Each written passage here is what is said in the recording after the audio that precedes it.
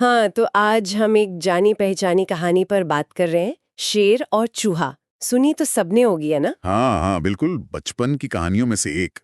पर अक्सर ना इन सीधी सादी कहानियों में बड़े गहरे मतलब छिपे होते हैं। सही कहा।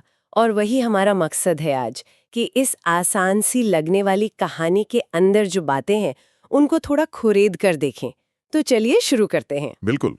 तो कहानी शुरू होती है, जंगल का राजा शेर आराम से सो रहा है और एक छोटा सा चूहा, वो शायद खेल कूद में शेर के ऊपर चढ़ जाता है। हाँ, और बस शेर की नींद खुल गई और ज़ाहिर है गुस्सा तो आएगा ही। हाँ, भयंकर गुस्सा। वो दहाड़ता है, अरे तेरी हिम्मत कैसे हुई मुझे जगाने की, और पकड़ लेता है चूहे को। कहता है मैं तुझे अभी खा जाऊंगा। देखिए, ये पहला रिएक्शन है, ताकत का प्रदर्शन। शेर शक्तिशाली है, चूहा कमजोर। एकदम क्लासिक सिचुएशन। हाँ, और बेचारा चूहा तो क्या हालत हुई होगी उसकी। वो गिड़गिड़ाता है, माफी मांगता है, कहता है महाराज जाने दीजिए प्लीज, क्या पता मैं कभी आपके काम आ जाऊं। ये सुनना शेर के लिए मजाक था। वो हंसा भी जोर से। सोच रहा होगा, ये पिद्दी सा चूहा मिले किस काम आएगा भला। हाँ बिल्कुल, लेकिन फिर भी उसने चूहे को जाने दिया। अब ये दया थी या सिर्फ घमंड कि ये मेरा क्या बिगाड़ लेगा। ये अच्छा सवाल है। शायद थोड़ा घमंड था। उसे अपनी ताकत पर पूरा भरोसा था, और चूहा तो उसके सामने कुछ भी नहीं था। पर हाँ, उसने अपनी ताकत का इस्तेमाल नहीं किया उस वक्त, जाने दिया। और ये कहानी का एक अहम मोड़ है। हाँ, क्योंकि अगर वो उस दिन उसे खा जाता तो कहानी वहीं खत्म हो जाती। बिल्कुल।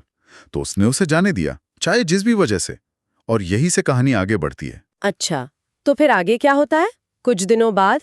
हाँ, कुछ वक्त बाद वही शेर शिकारियों के जाल में फंस जाता है, बुरी तरह से। ओ, वो दहाड़ता है, पूरी ताकत लगाता है, लेकिन जाल इतना मजबूत है कि वो निकल नहीं पाता। अब देखिए स्थिति कैसे पलट गई। जंगल का राजा इतना ताकतवर और अब एकदम लाचार। हाँ बिल्कुल, उसकी सारी ताकत, सारा रुतबा उस जाल के सामने बेकार हो गया। अब उसे मदद चाहिए, ऐसी मदद जो शायद उसके जैसे ताकतवर से नहीं मिल सकती। और तभी वो छोटा सा चूहा, वो शेर की धाड़ सुनता है। हाँ, और उसे शायद याद आता है वो दिन या अपना वादा। वो फौरन भाग कर आता है शेर के पास। और फिर वो करता है जो शेर खुद नहीं कर सकता था। अपने तेज दांतों से वो जाल की रस्सियां कुतरना शुरू कर देता है। अरे वाह! मतलब जो उसकी कमजोरी लग सकती थी, या जो उसकी छोटी सी पहचान थी, वही काम आई। बिल्कुल। उसके वो तेज दांत, जो शेर की ताकत के आगे कुछ नहीं थे, वही उस जाल को काटने का सबसे सही औजार साबित हुए। उसने फटाफट रस्सियां काटी और शेर को आजाद कर दिया। शेर तो मतलब हैरान रह गया होगा। हाँ, हैरान भी और शायद शुक्रगुजार भी। वो चूहे को धन्यवाद कहता है। शुक्रिया छोटे दोस्त, तुमने सच में मेरी जान बचाई। और यहीं से उनकी दोस्ती शुरू होती है, एक शेर और एक चूहे की दोस्ती। हाँ, कहानी का सीधा सबक तो यही निकलता है कि नेकी या दया कभी बेकार नहीं जाती। शेर ने जो छोटी सी दया दिखाई थी, हाँ, जो शायद दया थी भी नहीं पूरी तरह। सही कहा, जो भी था वो उसका फल उसे मिला। लेकिन बात सिर्फ इतनी नहीं है। ये कहानी हमें आपसी निर्भरता के बारे में भी सिखाती है। आपसी निर्भरता? कैसे?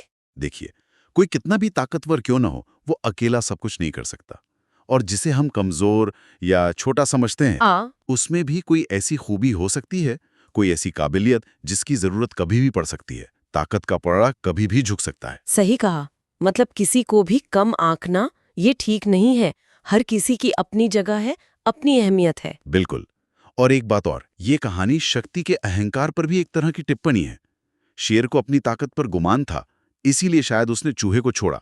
उसे लगा ही नहीं कि ये कभी। उसके काम आ सकता है या उसे बचा सकता है। हाँ, लेकिन जब वो खुद फंसा, तब उसे असलियत समझ आई कि ताकत ही सब कुछ नहीं है। दुनिया में कोई भी पूरी तरह आत्मनिर्भर नहीं है। हम सब कहीं ना कहीं एक दूसरे पर निर्भर हैं। ये तो बहुत गहरी बात है। और सोचने वाली बात यह है कि क्या हम अपनी रोजमर्रा की जिंदगी में इस सबक को याद रखते हैं? कितनी बार हम लोगों को उनके पद या उनकी शक्ल या उनके क्या कहते हैं बाहरी ताकत से आंकते हैं? हाँ, अक्सर ऐसा होता है। हम भूल जाते हैं कि हर इंसान में, हर जीव में कोई ना कोई खास बात होती है। और कभी-कभी वही छोटी सी बात या वही छोटा इंसान बड़े काम कर जाता है। तो ये कहानी हमें याद दिलाती है कि दयालु बने और किसी को कम ना समझें, क्योंकि पता नहीं कब कौन कैसे आपके काम आ जाए। बिल्कुल। और ये भी कि असली